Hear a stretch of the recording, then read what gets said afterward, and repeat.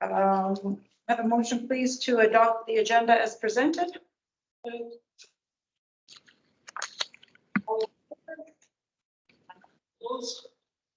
Carried. Okay, we'll go straight to item 9A, which is the proposed zoning bylaw 705/2021. And where we left off last time was on page, well, depends which one you're working on, 36 of mine. It's 8.6 residential manufactured home zone.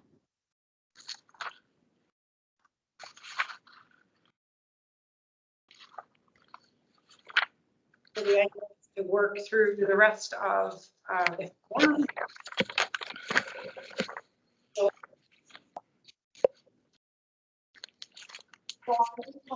OMH1, do we have any questions or concerns with that particular section? Any changes we want to see?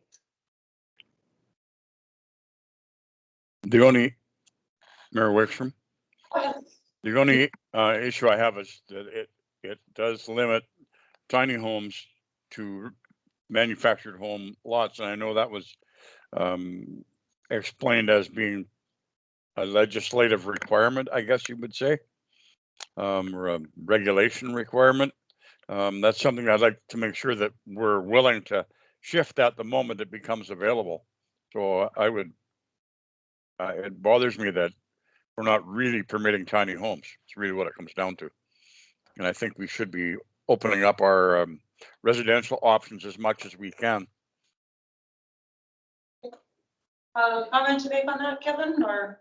Yeah, certainly, Chair. Yes, that is accurate. Currently, tiny homes, that the way they're manufactured for permanent residency, still fall under the CSA Z240 for manufactured homes. We did provide provisions in the official community plan that would allow tiny homes to be contemplated in other areas within the community, but based it on a case-by-case basis to allow council to consider those options. Because fundamentally, the way tiny homes are regulated in a community under zoning bylaw regulation is exactly as a manufactured home or what some people call a mobile home. So there is opportunity under the OCP to allow them in other areas with spot-specific rezonings, or dependent on proposals that come forward to council that would allow tiny homes to occur in other manners within the community. Okay. You have a follow-up question or comment, Councillor Mitchell? It would be nice if it was somehow denoted in here, so somebody who was looking to do a tiny home would realize that they weren't limited. This shows them very clearly that they're limited to manufactured home parks. And we maybe need to make it clear that we're willing to entertain another location if a proposal meets council's approval at the time. And through the chair, yeah, I understand exactly what you're saying, Councillor Mitchell, and that's exactly what the official community plan is for, and why that policy framework was provided in that document. That's that document that allows people to understand where council would consider these alternative uses in the future. So, okay, we're not talking about the OCP, so we won't go there. Okay, thank you. All right, any further comments on that particular section? Okay, seeing none, then we'll move to the next one, 8.9, Comprehensive Development 1, CD1 zone.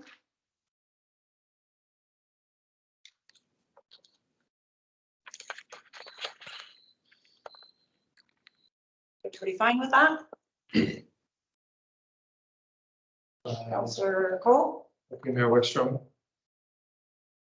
I fine with the. Could we just get an overview of where this located, like as we go through these, it'd be nice to see the actual map. CD1 is on a Timberlands property. It's the only place we have a CD1 zone. At the end of Beach Drive, below Woodland and adjacent to the whatever the M2 property down at the end of Beach Camp. May I take this opportunity of, Kevin, at one point you had said for this zone, we would be in control over the parkland. You alluded to that was that in the zoning bylaw or in the, OCP? Mhm. Like, I just didn't see where it gave us that power, maybe under the subdivision bylaw or. Yeah, that's an excellent question, Councillor Cole. Through the chair. So the provision to allow for park dedication is actually embedded in the Local Government Act.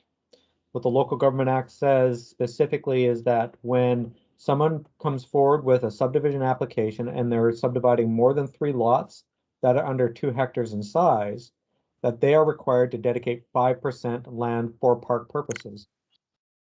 Unless the community has provisions in their official community plan or has created a master plan for parks of some kind, it is up to the developer what they give as cash in lieu or land. What we have done is provide a policy framework in your official community plan that allows for council and the approving officer that you designate to choose if it's park or cash in lieu for that. So that's embedded in your official community plan, and that applies to all land within Port McNeill, not just these lands. So it applies to any future subdivision that occurs. So you have that power over these lands that are zone CD1, but you have that power and authority over all other lands that are subdivided in the future in Port McNeill. Kevin? Like, where is that in the OCP? I know we're not, that's not today's discussion, but in general, where is that? It's under, there's 2 sections that we've integrated that information. One is under the land use designation section and land section of the parks provisions, and the other is under the parks section of the OCP. Excellent, thank you. No problem. Any other comments on CD1 zone? I'm just curious, Mayor Wickstrom, I noticed that the decision whether council gets to say on where this goes or staff makes that decision is made when? Is that written into the OCP, or when is that decision made of who's responsible for that? So where parkland right now, with the way that because the city doesn't have an actual master park plan, that decision is falls with the approving officer. So the person responsible for approving subdivision for the community. So Right, so basically, council really has nothing to say about it then. the council has no authority over subdivision approval under the Land Act.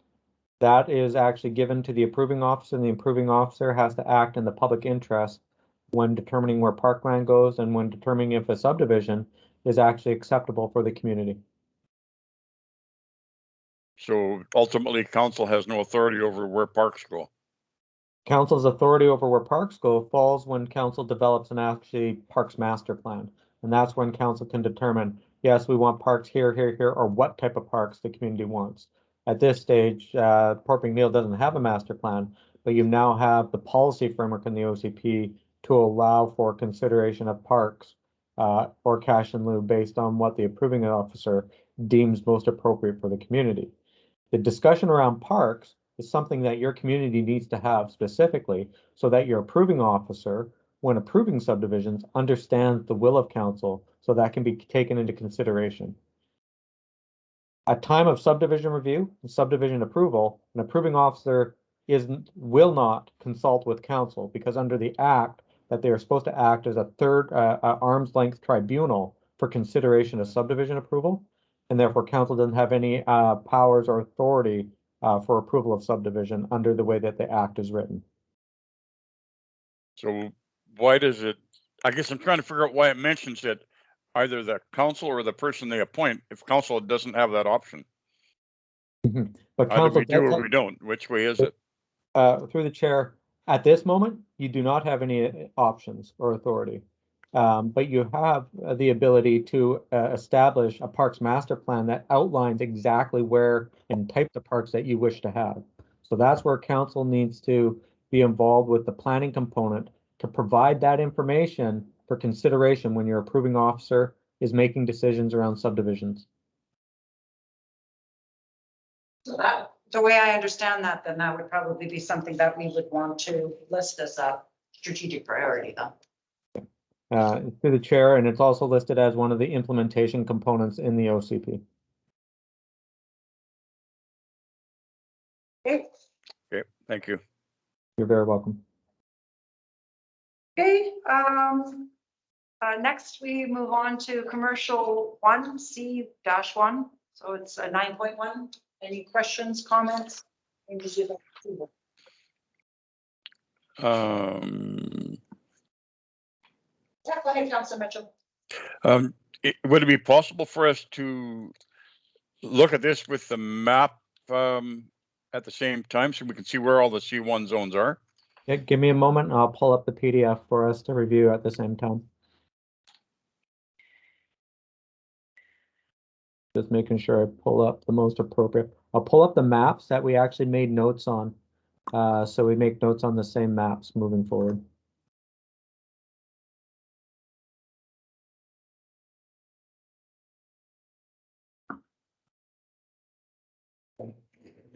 Sure. That's okay, Ryan. I don't know if you have any specifics with regard to C1, but I do. If we could start with the medical clinic property, which is by the high school. Yeah.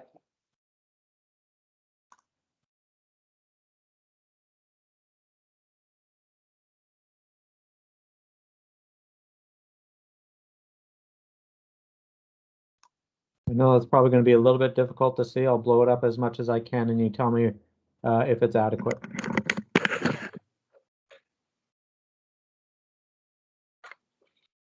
Yeah.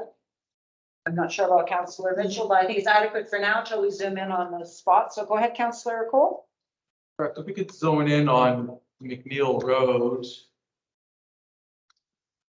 Are you thinking the hospital area, Councillor Cole? Right by the high school, there was one property.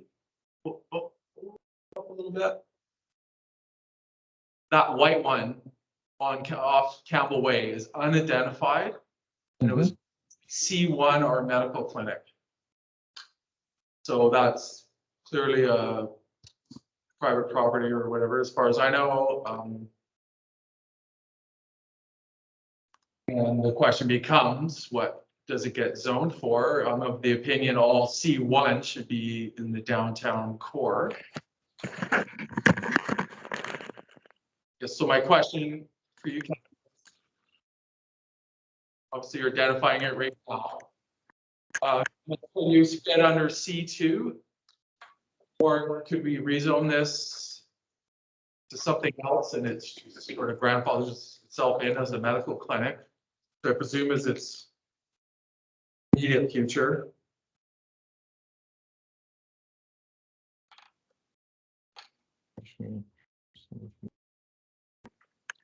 Yeah. So medical clinic would typically fall under either professional or under professional service establishment.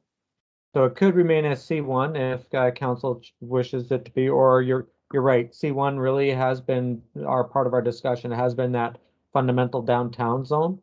So it comes down to the direction council would like to move with that. We could easily do a modified zone of some kind for that.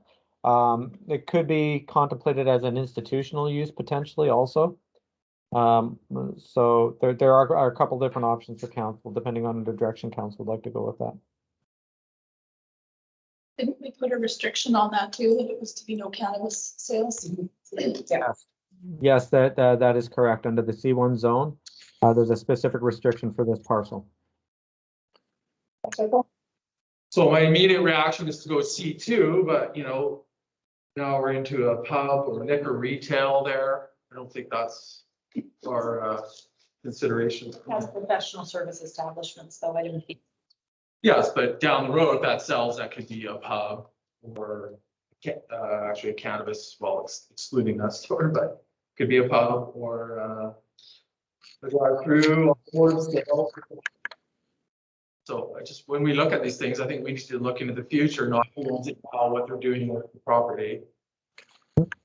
If I'm not mistaken though, do like for liquor sales, the public process. adjacent and others adjacent, and they said they weren't for.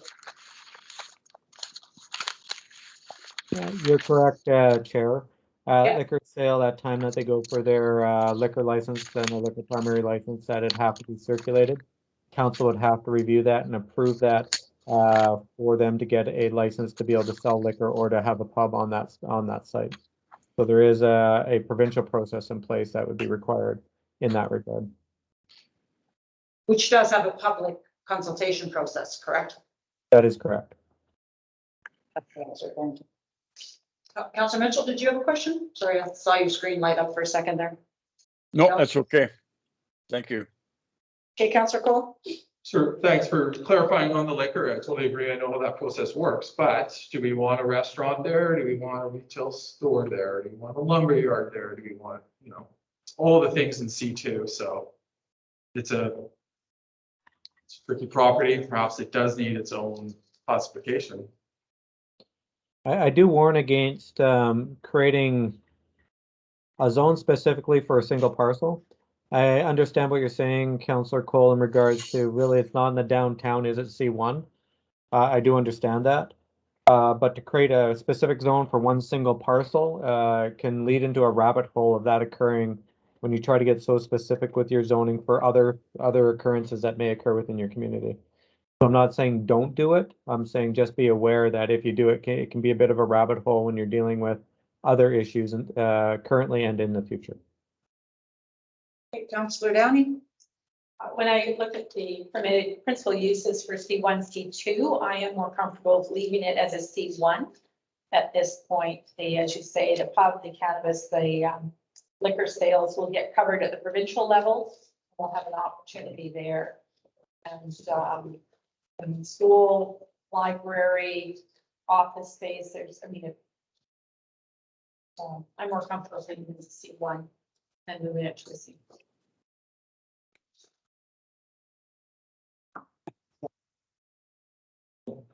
Go ahead. The institutional definition, I'm struggling to look at it, but is it in here? We not have land zoned institutional? We have land zoned. I believe it's called public purpose or public use, which is gray area.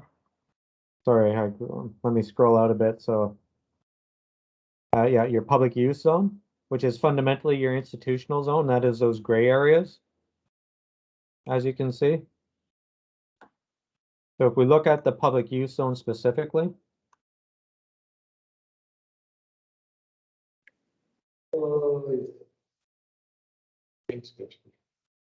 11.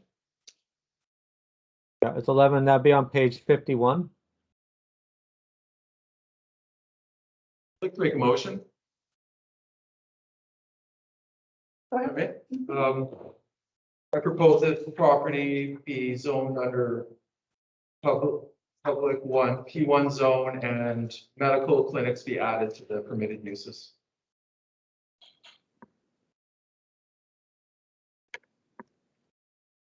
I'll second that. Or I just have to find out what the, I'm on page 60, right at the end of all the zoning. here we go, yeah. If I could speak to my reasoning. Yeah, go ahead. Yeah, I think this makes most sense, and I mean, just came up with this now, but it seems to fit in with all the surrounding uses. School, the municipal hall, or the RDs across the road, there's parks. So I think it fits well in here. And so any future use would fall into this, and maybe it's a recreational facility or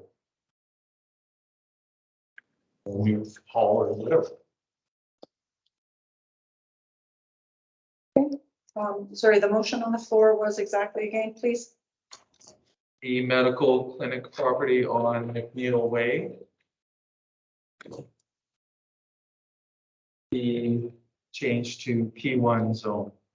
And medical clinics be listed in the permitted uses of P1. Any other discussion on that particular motion? Does the cannabis sale restriction go with that?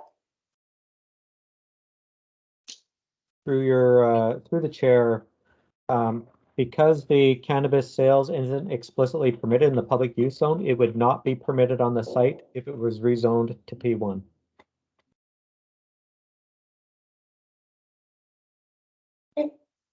Further questions? The question is, do we want medical clinics in the other P1 areas around town? Note that we own most of that land, except for the school board. I don't know if staff can clarify that, but, Lions Hall, but school, already old school stuff, all things.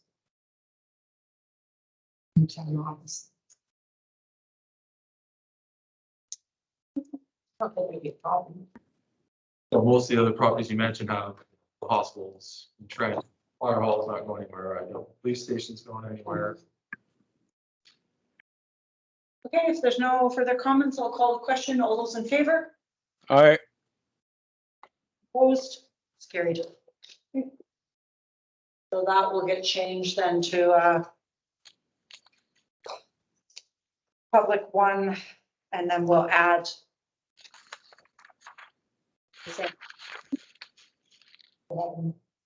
Yeah, wait, one.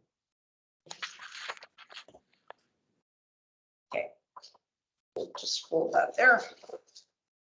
Okay, so then moving on to C2 zone.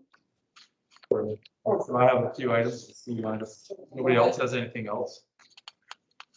Can we get the map brought up again? Kevin, I would like to talk about rezoning residential properties on Beach Drive to C1.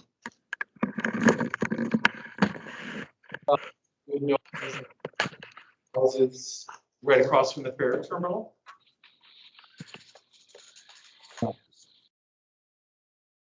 You're speaking of this location here, Councillor Cole? Not sure if we need to zone in on it or not, but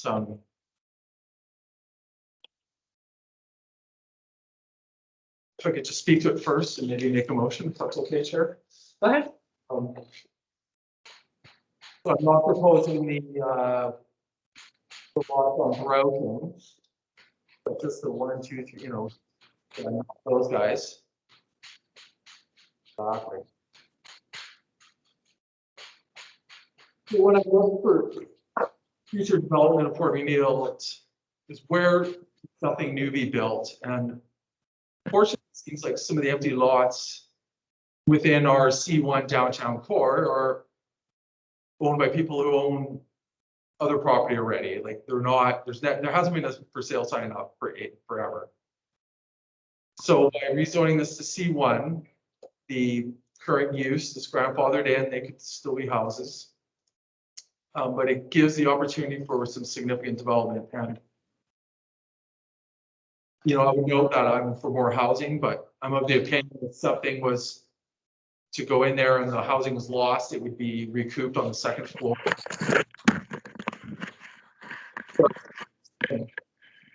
So something like this would give some future, and I have no idea who owns this, but there's an opportunity for one or two if they join up to be something pretty significant. It's right across. It's attached to our downtown core. It neighbors C1 property. The houses that back it are all up on a steep bank, so I don't see it affecting them. And I just think, a little foresight as to where would our downtown grow. We have nothing planned for growth really, or opportunity. And I bring up the point that landowners own property and they either don't want to sell it because it will compete with businesses they own already, or it's totally common, or people are leasing off them and they don't want that to compete. So we're stuck in this juggernaut of development within town, and that's why there's build to suit signs up, but there's no for sale signs up. So that's my pitch. Councillor Downey, you had a question or a comment to make? My comment is that there is nothing stopping anybody currently from purchasing these properties and coming before council and asking for a rezoning. There's nothing to prevent that from happening today, and it hasn't to date. So I don't think I want to destroy somebody's property value for something that people can do, take initiative currently, but have not. I'm gonna make a comment with full disclosure, that's my property. On the end.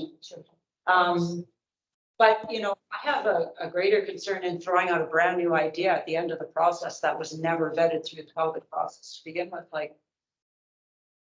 This wasn't brought forward by the public, and, you know, there was the opportunity to, during months ago, to add it to the process. And so now we're gonna offer the owners and putting a brand new idea on the table. Because people are holding onto the property and not developing them. Well, the reason nobody's come forward, because there's no vision. We need, if there's a vision, then people will follow, but there's no vision. Why would anyone think Port McNeil's gonna change their old school ways and rezone something? Like, it's a new idea. I didn't have it at the beginning of the process.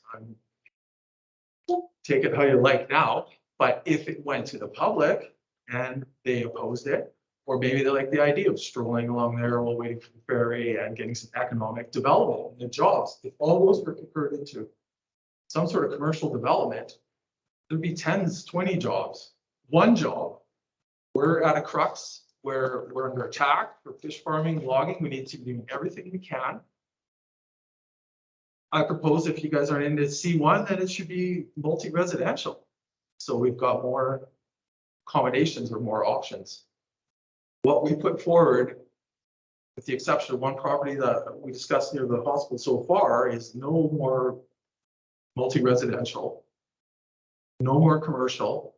And with regards to changing property values, I would argue it probably raise the property values. But we're doing that to multiple landowners in town for this. We're changing zoning for a whole bunch of people that will never be able to run their business again the way they are now.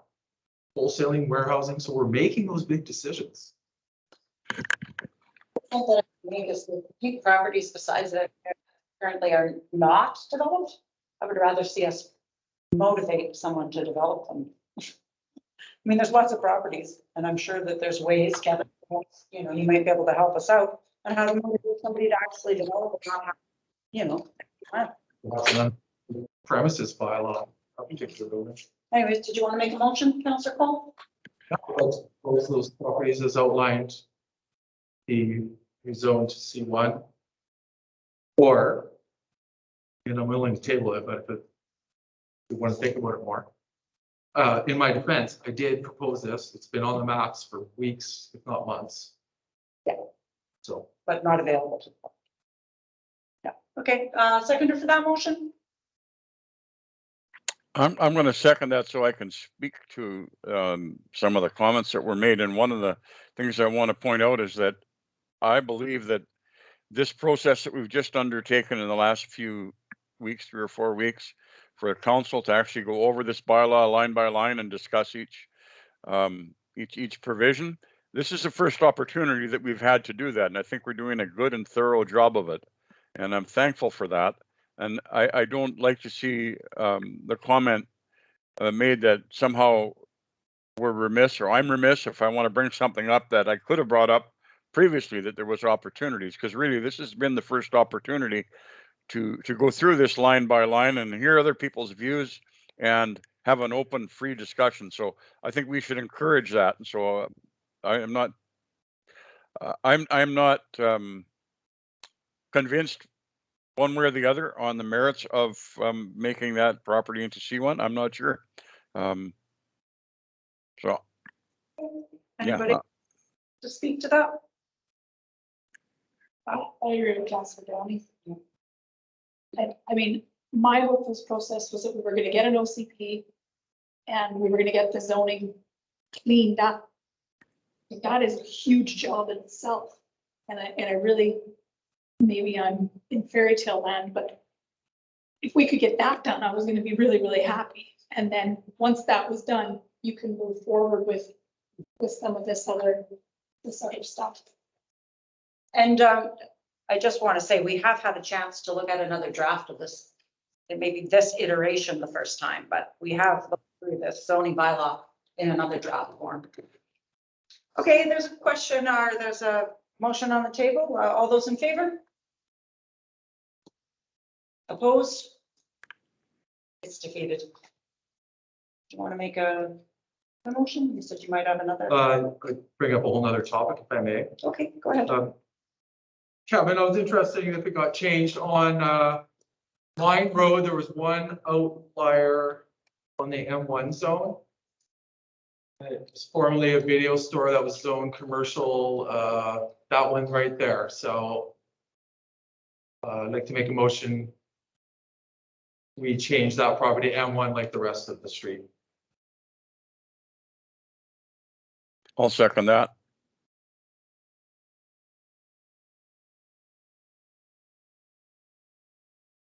Can you speak to that? Sure, go ahead. Yep. So I can only guess, but I'd imagine somebody wanted, that used to be a video rental store, somebody wanted to put it there, so the zoning was changed for them. Now it's the only, it looks like C2 to me, but I can't be sure. So we're here to clean up the zoning. I'm not sure why we would have just one small property zone differently. Find M1 first before I believe that's a CS1 right now. With permit for convenience, with a suite caretaker. Yes, that's right. Is It's got it- apartments up above it. Yeah, and there were allowed apartments over any industrial as well. Kevin, can you confirm the zoning of that? Because it's pretty close to the other colors.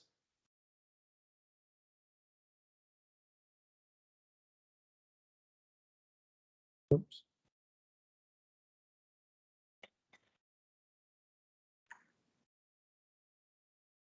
To me, regardless if it's CS1 or C2, it's an outlier in that whole neighborhood. And we're trying to, my hope is consolidate commercial development downtown.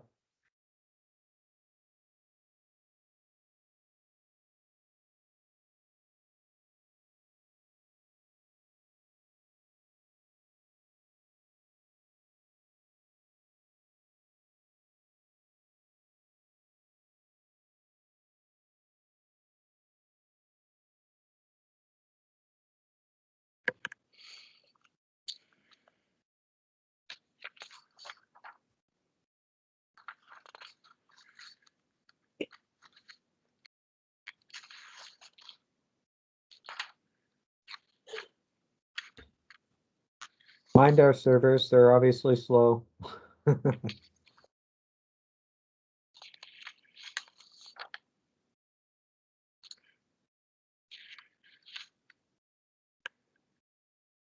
CS1. It's very. With this general discussion, that is one of my notes. I was hoping we could get more distinct work because we've also dropped a couple zones. Right, I think we got rid of A2, so we've got that color available. And there was a CS. There's a CD1 that we're not using. We have CD1, CS. CS2.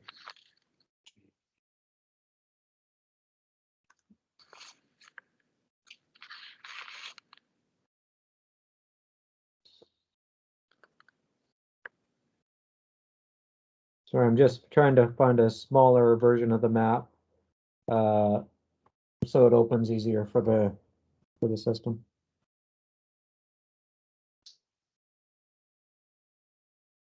That would be CS1, Councillor Cole, based on the existing mapping. I believe. Here, let me just confirm. I know it's hard for your team to see there. Nope, sorry, my bad. That is, that would be zone C2. That's the old zoning you're looking at, but you rolled it over into the new. Yeah, this is the one, this is how it is zoned exactly right now. It is currently zoned C2 on that parcel.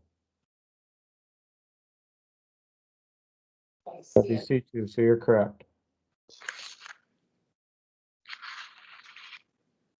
Gonna make a side notion that those colors be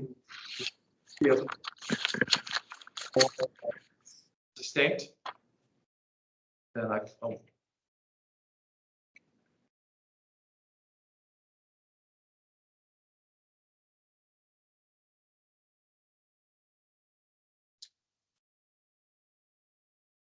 Okay, sorry, Andy, you wanted to, I guess I made a motion to change those colors. I don't know if I need to, or if it's a seconder, or Through the chair, if I may, the color ramps used are actually standard planning colors used throughout North America and Europe. So we can certainly change them, but the colors that we provided are actually standardized color ramps, and that's why they're used. If you want to change it, we can. That's a significant amount of work on the maps to actually change the colors, believe it or not, because of the number of colors associated with the map and the amount of metadata that goes with it. But that is just to let you know, if council wishes to change, we can certainly do that.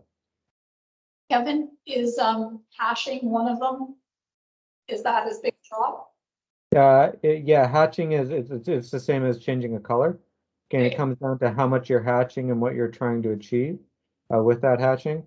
For example, you can see the the CD1 zone is a hatched versus a particular color. But it is the same challenge associated with it. If we're doing just one zone, potentially we could hatch, like say we do the C2 zone, we could put a black hatch on it or something would be fine. But if you're changing an entire color ramp, it can be quite a challenge. I was speaking just as a colorblind person. Like, So we should do everything in red and green. yeah, I made a motion that I'll withdraw, and I'm less concerned if it colors are all next to each other, it's clear, but my motion is to change that to M1. to align with the rest of it. Correct. Okay. Seconder for that motion? Yeah, I had Councilor Mitchell. Oh, okay, sorry. Apologies. Okay, any discussion on that? So currently it's C1 to M1 is what you're proposing, correct? C2. Sorry, C2 to M1. Sorry, I'm just gonna look at the different. Yes. If I may speak to that in the meantime, I was gonna bring this up when we get to M1.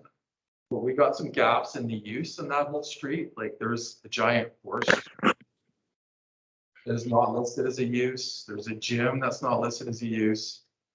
So when we get to M1, I'm gonna propose we include professional services to take that in, like why, if somebody wants to have an office along there and they know all the uses around.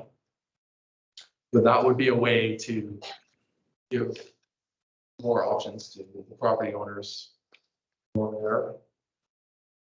But it's a bigger question that we can talk about then. Any other comments on that? Oh, sorry, you said you wanted a little bit of time, Councillor? Yeah, I'm just looking at the uses that are permitted between the two.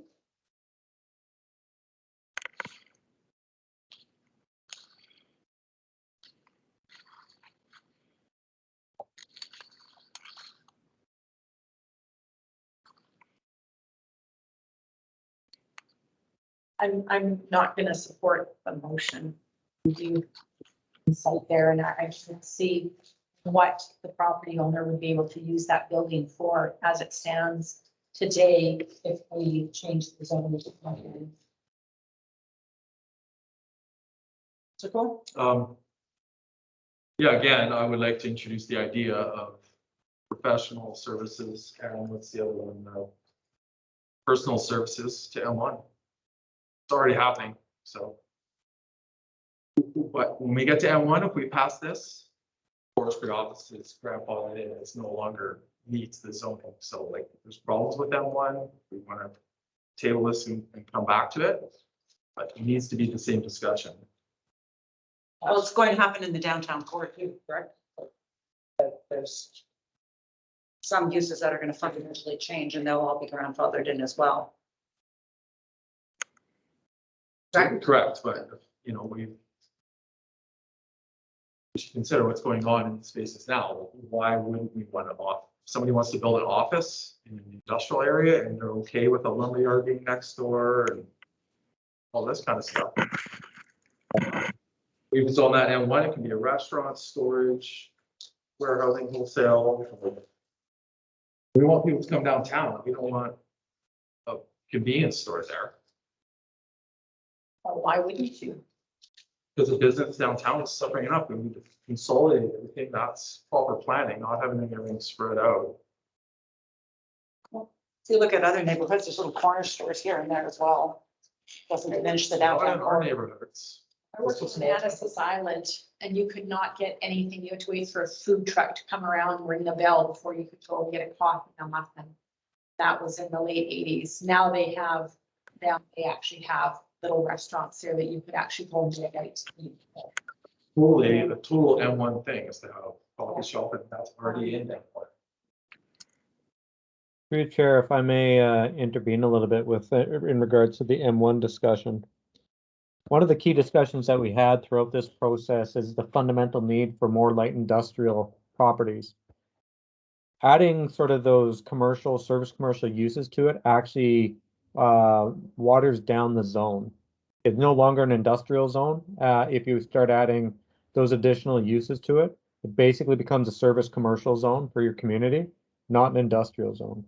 So if the intent from council, which seemed to be the direction that we got throughout the process, is we need more light industrial lands, I strongly recommend that you leave the M1 zone as is to focus it on light industrial versus a commercial use. There's a fundamental need for commercial uses such as gymnasia, gyms, things of that nature.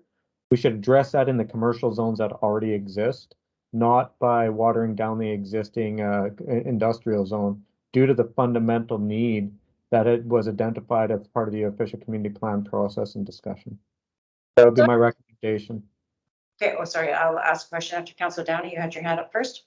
My question is this area was zoned one where the current Minister of Forest office is, I believe. I can't find an old map, so I could be wrong. But we bought it M1, should it not be made, you know, commercial C2 instead?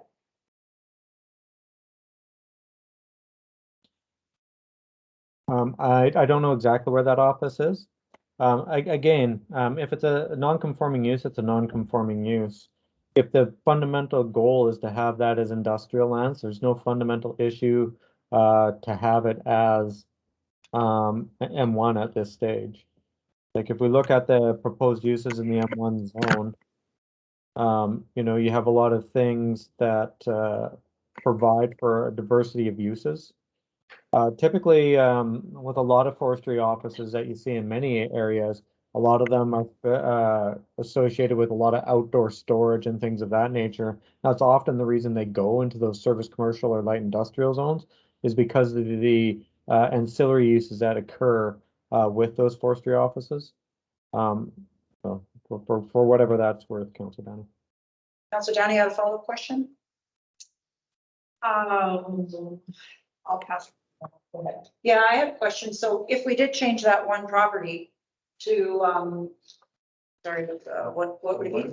M1, but without changing the definitions, it would just be non-conforming like some of the properties in the downtown core would be, correct? Through the chair, that is correct.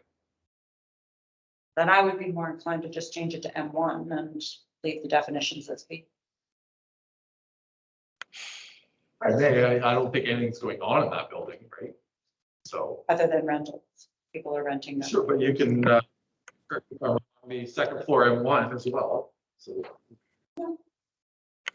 Or am I wrong there?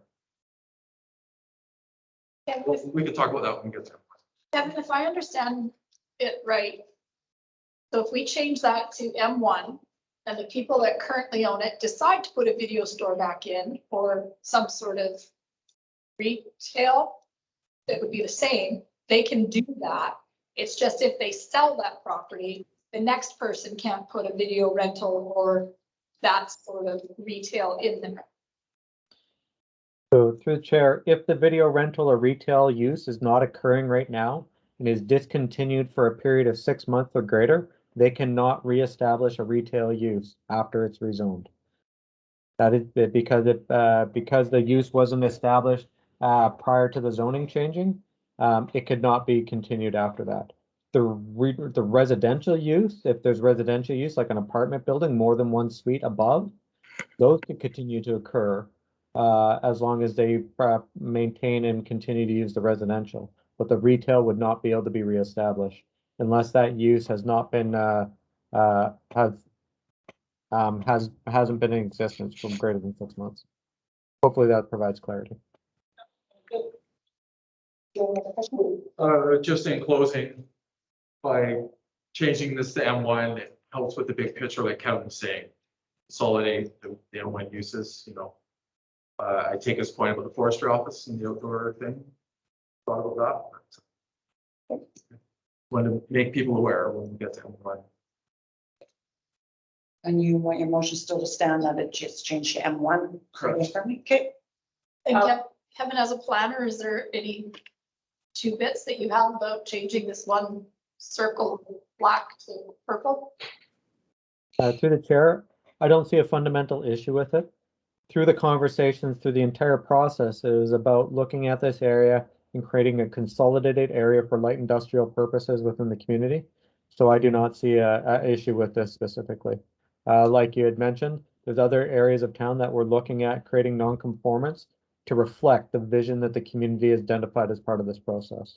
So I see this as the same as those other areas that we've decided to rezone. I'll call the question. All those in favor? Aye. Aye. It's carried. Councilor Karen, is that opposed? Sure. Yeah. Something else still on CF4? All right, so we're moving into C2. Any changes, any? Counselor Cole? Go back to the daycare property on McNeil Road.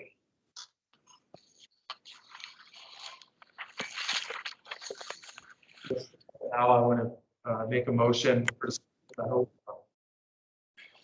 an outlier of CS1.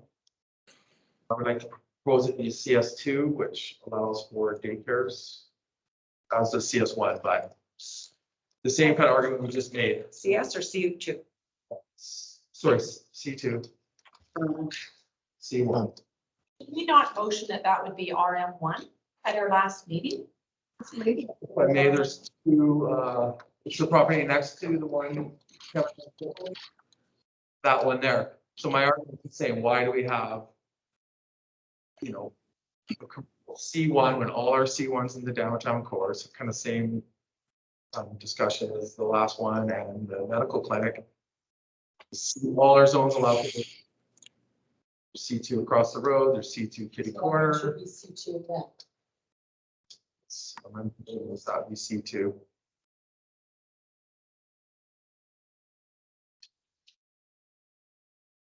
Was there a seconder for that motion? Can you say the motion once more, please? Sure, Ryan, the property, I assume you can see the map, it's circled in red, commonly known as the daycare. Yep. My proposal is to change that to C2, which is the exact same zoning across the road in kitty corner. My argument is C1 is, or downtown core. Right, okay, yeah, I understand that, and I will second that motion. Or has it already been seconded? No, I'll second it. Thank you. So if it's C2, somebody could put a machine shop, Lumberyard, lumberyard, hotel, There's a machine shop there. well, Well, there's a machine shop across the street, if you're saying the zoning's gonna be the same. He will not be able to continue at on his shop, that's, He's allowed to continue, he can. yes, Yeah. but yeah, not expand. We're making big decisions here. I just want That everyone go to be the, aware. just to clarify, that we're making big decisions here, that go to public consultation, that could all get thrown out. Sure. Okay, just my first go around. Go ahead, Councillor Downey. In looking at that property, I'm very aware that it is surrounded by housing. And to flip that to a C2, which is bus terminals, cannabis retail, drive-through gardens, and a hotel, liquor retail, lumberyard, and hotel, offices, pub, breweries, whatever, retail. If we're gonna flip that to something, why, maybe we should be considering moving it to residential. Either make it RM1 or R1 and make that block so that on one side of the road is your commercial industrial, the other is your residential, because it would be very Disruptive. very disruptive to the adjacent property owners. And right now, what is there and is operating has worked very well. It's a nice little fit, but to change it, maybe we should be looking at RM1 or R1. Yeah, go ahead, Councillor Cole. Yeah, I'll withdraw my motion. That's probably a preferable option for me as well. I'll make a motion that property be changed to RM1. And with sort of clarification that daycare is allowed in RM1. Through the chair, yeah, we have added the provision that daycares are allowed in any zone within the community during the previous work that we did together in November. Okay, you second that motion, Councillor Downey? I'll second. Okay, any further discussion on that? All those in favor? Opposed? Carried. Okay. Be able to go to the next. Are we still in commercial zone 2? Yes. Is that, we're still on the commercial 2? The one thing that we don't have is we don't have a zone for automotive repair, but we have all kinds of automotive repair shops. And perhaps we want to pick at least one zone where it would be considered to be a permitted use. And I'm not confident that it's C2, but perhaps automotive sales and rentals and so on could just be expanded to include automotive servicing, repair and service. So that Through the chair, thank you very much for that comment, Councillor Mitchell. Yeah, we did have that conversation. We have added auto body shop and auto repair shop to the M1 zone. Auto repair would be deemed an incidental or ancillary use to automobile sales. So where an automobile sales establishment was established in a C2 zone, they could automatically have auto repair associated with that automotive sales in a C2 zone. If you wanted to specifically an auto repair shop only, it would need to fall under the M1 zone, in which we added both auto body shop and auto repair shop based on the conversation that we had in the previous session. I hope that helps clarify. I do have a question for you. So currently there is a, I wouldn't call it automotive repair, diesel repair shop. So if that person leaves and somebody comes in and rents the building, they can still have another diesel repair shop there? As long as it doesn't, yeah, so say the person leaves, sells the business, or person leaves and someone moves in within 6 months after them and starts up another diesel repair shop, yes, that use can continue on.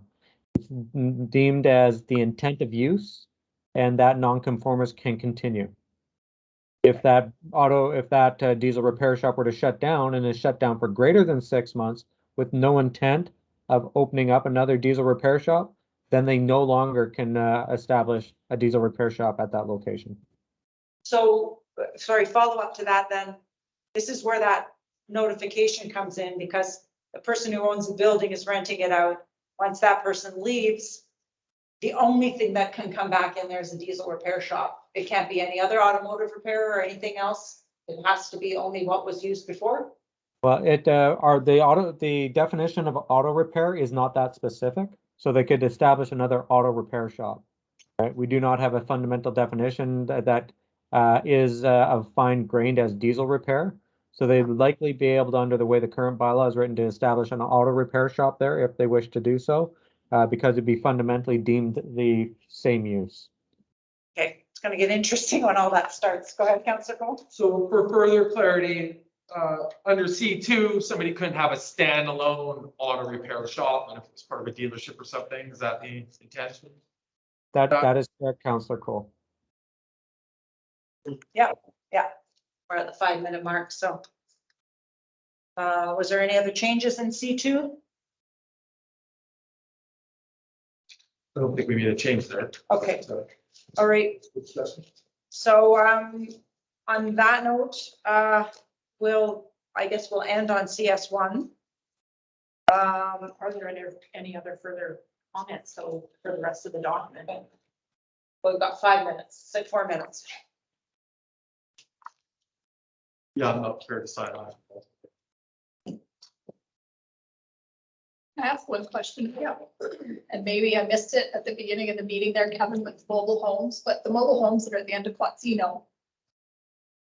In that cul-de-sac, if I'm remembering the conversation we had about those, they are non-conforming because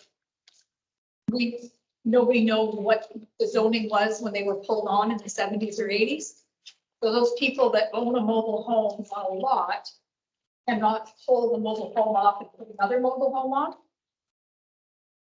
unless you change the zoning. Is that? That is a very difficult question, which I would actually refer that question to your legal counsel, because it's going to be tied up in various other acts outside the non-conforming provisions in the Local Government Act. Again, it comes down to intent of use. So if the use is deemed mobile home, if the intent is used to continue on the use of mobile home, then they should be able to continue that use. Where the difficulty comes in that one, it's also would be deemed a non-conforming structure. And that is such a complex question. I'd recommend that you get actual legal advice for that one specifically. There's a lot of other legislation in regards to mobile home regulation that are much beyond just the non-conforming regulation in the Local Government Act.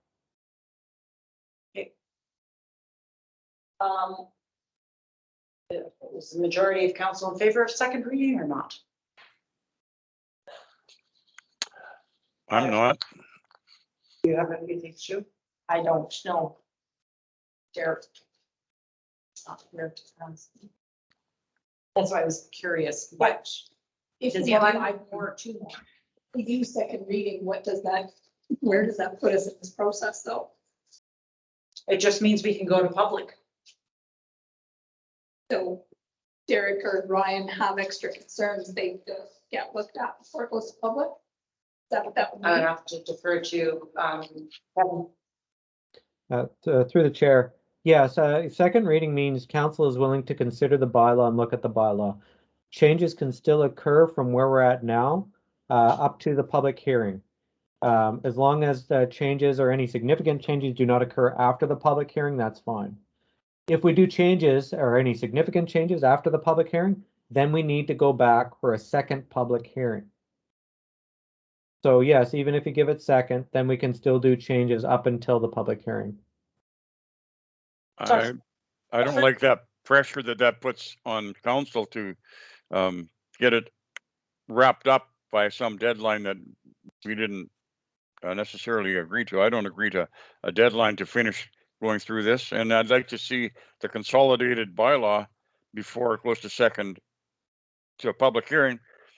So I can see what it says. So I'm not in favor of doing that until we're finished going through it and we have a finished bylaw that we can look at and say, yep, that's what we agreed to, because as we just heard, we don't have the right to make any significant changes once the public hearing occurs. I was I was just going to say that we have a committee of the whole for the 4th, so I suggest then that we finish it off on the report that our committee of the whole. Okay, motion to adjourn. So move. All in favor, opposed, carried. Take a very brief bio break and we'll be right to the meeting. Thank you very much, council. You all have a very good night. Joining us, Holidays. happy Yeah. holidays. Exactly. All of you, if I don't have the opportunity to chat,